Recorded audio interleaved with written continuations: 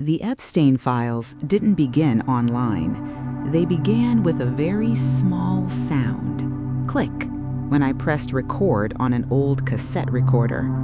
On the wooden desk, dust drifted like thin smoke beneath a warm lamp. I set my hand on a yellowed file box, the string pulled tight, and a red stamp. Sealed. Sealed, a harmless word, until it becomes the way a story gets buried while it's still breathing, and then the whole town pretends it never heard a thing. My name is Martha Kane. In 2008, I wasn't a detective. I was the person behind the desk, capturing every word in the courtroom, exactly as spoken, on time, with no room for feeling. The Florida courthouse hallway was cold like a records room, fluorescent lights, plastic chairs, the sharp smell of cleaner. I saw a young girl clutching a tissue, staring at the floor. I didn't know her name, but I knew the feeling when justice walks by and doesn't stop. Sometimes that's louder than any argument. This is Midnight Action Stories, and these are the recordings I avoided for years. I'm telling it in one voice, slow and clear, because people spoke fast enough back then for everything to slide right past. I won't sensationalize. I won't turn pain into entertainment. I'm only reopening the pages to see what the system did and who it left behind. And remember, a name appearing in a file doesn't prove guilt by itself.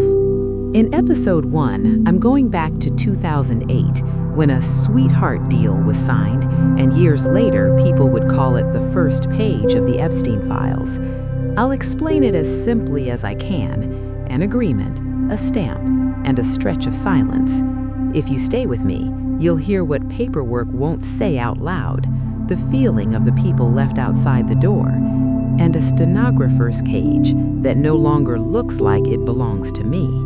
I open my stenographer's notebook, paper thin like old skin. The indentations from the machine are still there, like it remembers for me. In 2008, my job was simple: listen and record. Don't ask why, don't look too long at anyone. But some days, words won't stay quiet on the page. They ache in your chest. Because I knew what I captured that day wasn't just language, it was the system reassuring itself that everything was fine. A Florida courtroom doesn't look like the movies. No thunderous gavel, just worn wood, white light, and sentences chosen to sound proper. I sat off to the side where nobody watches. I learned to turn people into lines of text. That was the job. But that day, something felt wrong. Everyone spoke like it was over, while on a few faces, it was only beginning. A deal can close a file, but it can't close a feeling. Outside the courtroom, the hallway smelled of floor cleaner and damp paper.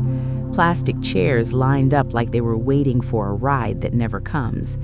I remember a tissue crushed tight in a girl's hand. I'm not telling her story. I'm telling the moment I saw her left behind by the words. That's when I understood the law could be polite, clean, perfectly by the book, but its coldness isn't. And that coldness always finds a way into memory. People call it a sweetheart deal, a name that sounds like a joke. To me, it was an agreement wrapped in soft language and tied down with hard procedure. I don't need to argue who was right today. I only remember the feeling. A door shut too fast before the weakest people in the room could step inside. In law, the most dangerous sound isn't shouting. It's a calm voice reading terms like it's the weather. I've heard it said, "Martha, it was just procedure." But procedure decides who gets to hear, who gets to speak, who must stay silent. I watched sentences arranged to glide past, like if you phrase it carefully enough, the truth weighs less. I didn't have the right to judge inside that courtroom, but here, on this tape, I can name what I felt. Something was softened, and the price wouldn't show up on paper. And then I saw it again, the page that won't let me rest. A section crossed out, as if someone wanted to erase what was left behind. But what chilled me wasn't the line through it was the handwriting, different from mine, laid over my words, like a stranger walking into your house without taking off your shoes. I trusted records my whole life. Paperwork doesn't lie. That night, I learned paperwork doesn't lie, but it can be touched. I stared out the window and tried to reassure myself. Maybe I misremembered. Maybe time bends the words. But the cassette's steady click, like a heartbeat, reminded me I was choosing to remember. If this is the first page of what people now call the Epstein files, it didn't begin with a grand secret. It began with something small. Someone's right to be present was taken away quietly, and that quiet is the strongest foundation any dirty story can stand on. Before we go further, remember this. A name in a file doesn't mean guilt. I didn't make this series to chase a list. I made it to ask why a deal could let the system exhale while a child still couldn't. At the end of the hall, the courtroom door closed softly, so softly no one flinched. And that softness scared me most, because sometimes the most dangerous thing is when everything looks perfectly normal. You're listening to Midnight Action Stories, thrilling crime tales after dark. If you enjoy these late-night missions, don't forget to subscribe, hit the bell, and drop your questions or theories in the comments below. I learned something in this job. Some verdicts don't live in the courtroom. They live in paperwork, stacked like bricks. I spread them across the table, manila folders, rusty clips, dense small print. Everything looks perfectly legal, perfectly neat, but the neater it looks, the more uneasy I feel, because it resembles a road already paved. And when a road is already paved, someone decided in advance who gets to walk it and who gets pushed to the shoulder. In those pages, there's a dry phrase, non-prosecution agreement. I won't exhaust you. Here's the simple version. Sometimes the system chooses no prosecution in exchange for a quieter, tighter deal. It's like closing a door upstairs, then opening a small door downstairs where there's less light. And if you're out in the hallway, you see only one thing. Everything was decided before you had a chance to speak. Dates are what I trust most because they don't know how to lie. 2008, those numbers returned like a clock that won't stop. I remember hearing the sentence, 18 months, and then later the quiet talk that it was a little over a year in reality. To some people, that's just a difference. To me, it's a signal. The distance between words and real life can be as wide as a river, and some people always know how to build a bridge for themselves. Then I heard two words that make people angry: work release. I won't chase sensational details. I'm telling you the feeling of the folks sitting outside. Same jail, but someone has a key that isn't meant for everyone. You can call it policy. You can also call it privilege. When a system allows that, it sends a clear message. Some belong to the law and some stand above it, and that message travels faster than any headline. What frightened me most wasn't rumor, it was how smooth it all looked. Papers fit together like a machine already oiled, signatures in the right places, stamps in the right places, and the stamp sealed, placed at exactly the right moment to make questions go quiet. In my world, people call that process, but sometimes process is a thick curtain. It doesn't have to say don't look, it only has to make you forget there's something behind it. I thought about the girl with the tissue. I thought about the empty chairs in the hallway, empty in the literal sense and empty in another, because some negotiations happen where you're not invited. You learn the result only when the door opens and people walk out with calm faces, like they finished a routine task. If you've lived long enough, you know this.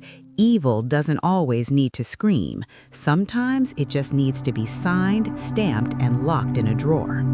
I need to say this again to keep this story clean. A name in a file doesn't mean guilt. I'm not pulling you into a witch hunt. I'm doing one thing only, separating what's certain from what people assume, because assumptions turn files into weapons and victims get hurt all over again. When I look at blacked out lines, I don't invent. I ask, who is protected by that black ink and who gets lost in the blank space? Among the papers, I found an old envelope. No sender, no explanation. Its edges were worn like it had lived in too many drawers. I don't remember when I first opened it, but one feeling was clear. Someone wanted this to reach me right when I began to tell the story. There was no movie-style big secret, just a thin slip of paper like a reminder. This isn't over, and someone is watching to see how far I'll go. I set the slip of paper beside my stenographer's notes. The handwriting didn't match. One line was mine, straight and steady like someone trained to keep emotion in check. The other leaned, hurried. No one had to spell it out for me. A record can be correct and still not be true, because truth isn't only the words, it's who was allowed to write them. And once you suspect another hand in the record, you start seeing the entire room differently. By now, you might be asking, Martha, so what really happened? I'll say it slowly. What happened is a system exhaled because of a deal, while out in the hallway, someone couldn't breathe. I'm not here to sentence anyone in place of a court. I'm here to stare at the moment everything became normal again, too fast. And I'll leave you with one question at the end of this act. Who decided silence was a fair price? I need to confess something. I lived too long with the habit of standing outside. My work trained me to keep my voice even, my hands steady, my heart quiet. I believed I was neutral because I only recorded, but neutrality can be a beautiful coat for fear. I remove my glasses and wipe them slowly, as if cleaning them hard enough might make everything clearer. Yet the clearer it gets, the more I realize I missed a moment, one that needed a human being, not a recording machine. I remember that hallway like the smell of old rain. Plastic chairs lined up, a sign hanging slightly crooked, and beside an adult's feet, I saw a small pair of shoes standing still for a long time, like the person inside them didn't know where to go. I'm not telling anyone's private story. I'm telling what it felt like to see a child turned into a footnote of procedure. That's when I understood. The price of a deal isn't only in the sentence, it's in the way people learn to stay silent. I circled the word sealed in my notebook that day, something small, almost childish, but it followed me for years, because sealing isn't just closing paperwork, it's closing questions. When a file is sealed, the hallway is left with rumor, and rumor always runs faster than truth. I understand why the public hunts the Epstein files, but I also know why I have to tell this slowly, so we don't turn darkness into entertainment and forget the people it swallowed first. Some nights I ask myself, if I had stood up, if I had said one sentence, would anything be different? Then I remember who I was, a person paid to record, not to object. But not to can become an excuse. I look into the mirror and see older eyes, but the question hasn't aged. When the system runs smoothly, it convinces you there is no choice, and that's the danger. Not when we do wrong, but when we believe we can't do better. After the session, the courtroom felt like a church after service. The microphone was still there, as if waiting for a truth someone forgot to speak. I heard the air conditioning, footsteps fading, and in that empty space I understood justice isn't only a sentence, it's also the feeling of being seen. When a deal closes too quickly, it leaves a kind of loneliness, unsigned, unseen, but carried. And the people who carry it heaviest are usually the ones with the least power. I write a sentence to remind myself because I know what people will ask. Who else? Which names? No, a name in a file doesn't convict anyone by itself. I only trust what can be verified, because when we turn a file into a hunt, we do exactly what darkness wants: noise, confusion, victims disappearing in it. My pencil tip breaks. I sharpen it again, like I'm sharpening my own voice, so it won't be too sharp, but not so dull it becomes useless. Then I return to the page with the unfamiliar handwriting. I breathe slowly, like replaying a tape you don't want to swallow. My letters are straight and steady, the habit of a stenographer, but the other hand leans, hurried, like someone sprinted past the truth and left a footprint. I don't know who it was. I don't need to know it yet. I only need to know this: if the record can be touched, my trust in the file is no longer whole. And when trust cracks, everything starts making noise. I do something foolish. I take an old sealed label, stick it onto a blank envelope, and set it in front of me. I want to understand the power of a word. 2 syllables, and it can silence adults, police, anyone. Sealed turns a story into something untouchable, but I touched it. I'm touching it now. And if you're still listening, that stamp isn't absolute anymore. The question is, who was it meant to protect, and who was it meant to hide? I remember the sound of the courtroom door closing, so soft it could be mistaken for wind, but it closed something enormous, the chance to speak. When the door shuts, people inside return to their lives.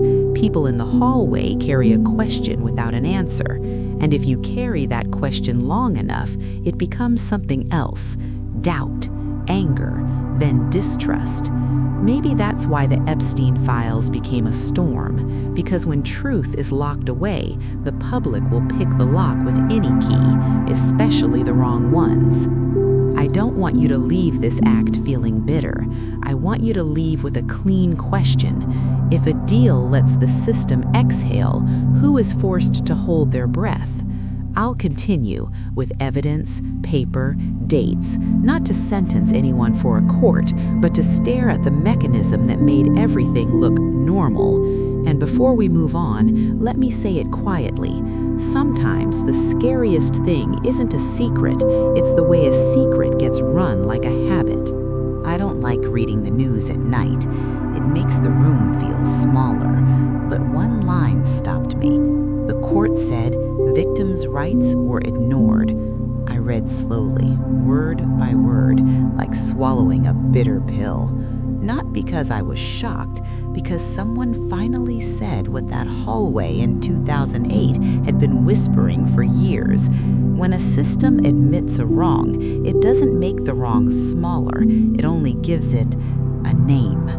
I know victims' rights can sound distant, but it's ordinary, being told what's happening, being heard before decisions are made for you, not for revenge, just to be present. I wrote that down like a late promise, because in 2008, I watched presence get taken away in the politest way. No shouting, no one thrown out, just no one invited in. I remember the courtroom door closing, soft as a breath. Outside, the hallway chairs stayed empty, like people had learned to wait without being called. There were staff-only signs in places you didn't dare cross. And I wondered, in a story like this, who counts as the staff of truth? If truth needs a gatekeeper, it stops being truth. It becomes a room, and you're left outside, listening to the lock. That night, I opened a drawer I hadn't touched in years. Inside was an old photocopy, lines blacked out like burn marks. I don't know who sent it, I only know it sat there like a thorn, waiting for my hand. I laid it on the table, thin paper, heavy feeling, and I understood something unpleasant. Black ink doesn't just cover words, it covers responsibility. And when responsibility is covered, someone sleeps very well. I compared the photocopy to the notebook page with the unfamiliar handwriting. One small thing, but impossible to ignore. The redaction strokes, the pressure, looked the same. Most people would call it coincidence. People who live in paperwork call it a fingerprint, not of skin, but of habit. And habit is more dangerous than speech because it repeats, it comes back, it does the same thing without needing to explain. I turned the desk lamp brighter, as if light could force paper to speak. I listened to my own voice on the tape, slow, even, and had to laugh at myself. I was interrogating a stack of documents, but that's how I survived this story. I can't question the person who wrote it. I can only question what they left behind.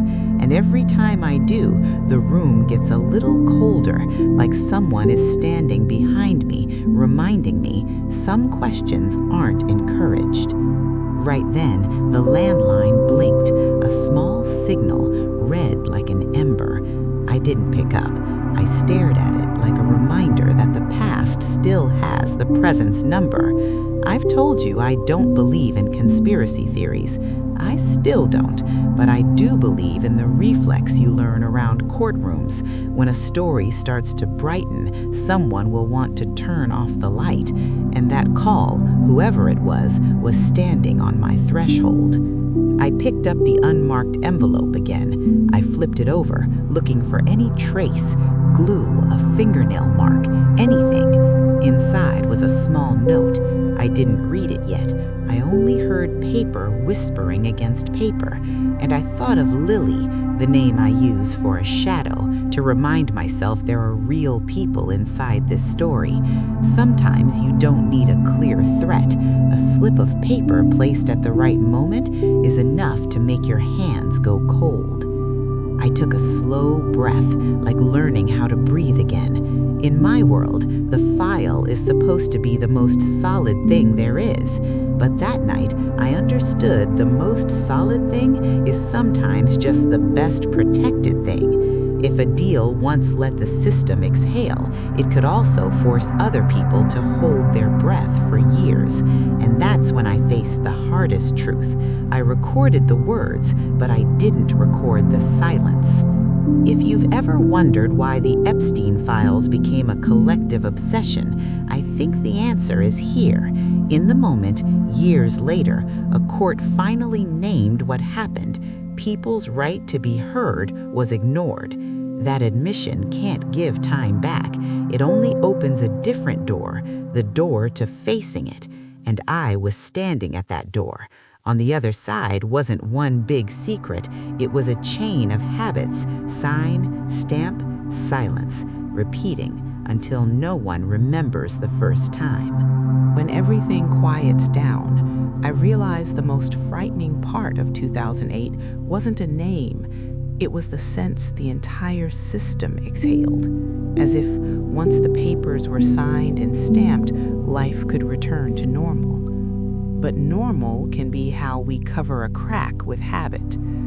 I rest my hand on the stack of pages and listen to the tape turn, steady, calm, exactly like the way a decision can pass through people's lives without anyone looking it in the eye. Some people left the courtroom with lighter steps because they believed it was over, but out in the hallway, those chairs are still sitting in my memory. You can close a courtroom door. You can't close the feeling of being left behind. I'm not saying this to plant anger. I'm saying it because justice isn't only the outcome, it's how we reach it. And if the path to the outcome removes the weakest people, the result may be lawful and still leave a dark mark on the community. I used to think a stamp was just procedure. Now I see it as power. The power to decide which questions are allowed to exist. When you stamp sealed, you don't only seal paper, you seal time, pushing truth into another day, another life. And when truth is pushed away, the empty space gets filled by something cheaper, rumor, hatred, rushed judgment. That's why I keep repeating this. A name in a file does not equal guilt. All my working life, I trusted files because they made me feel safe, orderly, numbered, categorized. But a neat file doesn't mean a clean conscience. As I remove a rusty paperclip, I think about the people who never got the chance to clip their story into the right place. A system can run like a clock, precise, quiet, and still harm. That's the hardest lesson for me to say out loud. By the book isn't always by the people. I take a blank page and write a question, not to accuse anyone, but to keep myself from forgetting. What did we trade? What kind of silence did we buy with the system's peace? What long life did we compress into a short headline? When you hear words like deal, agreement, sealed, remember that's adult language, but the cost often falls on people who were never allowed to speak in their own language. That's why I tell this slowly, so no one gets brushed past again. I know you may want a clean conclusion, but this isn't a story you can fold up like yesterday's newspaper. What I can do is set the facts on the table so they don't stay locked in a drawer. If the Epstein files make you curious, keep that curiosity clean. Curious enough to understand the mechanism, not curious enough to destroy people. I'll continue next episode with a different voice of the era, a reporter in 2018, the person who knocked on a door I was afraid to touch. I close my stenographer's notebook like folding a letter I never sent. I wrap string around the file box, pull it tight, and hear paper brush against paper like a sigh. Some people believe closing a file means it's over. I know it often means postponing the moment we look the truth in the eye. If the Epstein files have a first page, that page wasn't loud. It lived in a cold room where the word sealed was spoken like it was ordinary. I rewind the tape. The static runs backward, like memory pulling itself into place. And I return to the question that's followed me since 2008. When the system chooses to seal, who gets protected and who gets left behind? I'm not speaking to inflame anyone. I'm speaking because I've seen what silence can do. It turns a deal into precedent, a day into years. A court can finish signing, but out in the hallway, someone is still standing there, in my memory. Before I stop, remember this. A name in a file doesn't prove guilt by itself. What's dangerous is how files get used, either to shine light or to burn. Tonight, I've opened the first page and closed it slowly, but right then, the phone rang, a call I once ignored for years. A young woman's voice in my voicemail whispered, "Miss Kane, do you still have your notes on Epstein?" You're listening to Midnight Action Stories, thrilling crime tales after dark. If you enjoy these late night missions, don't forget to subscribe, hit the bell, and drop your questions or theories in the comments below.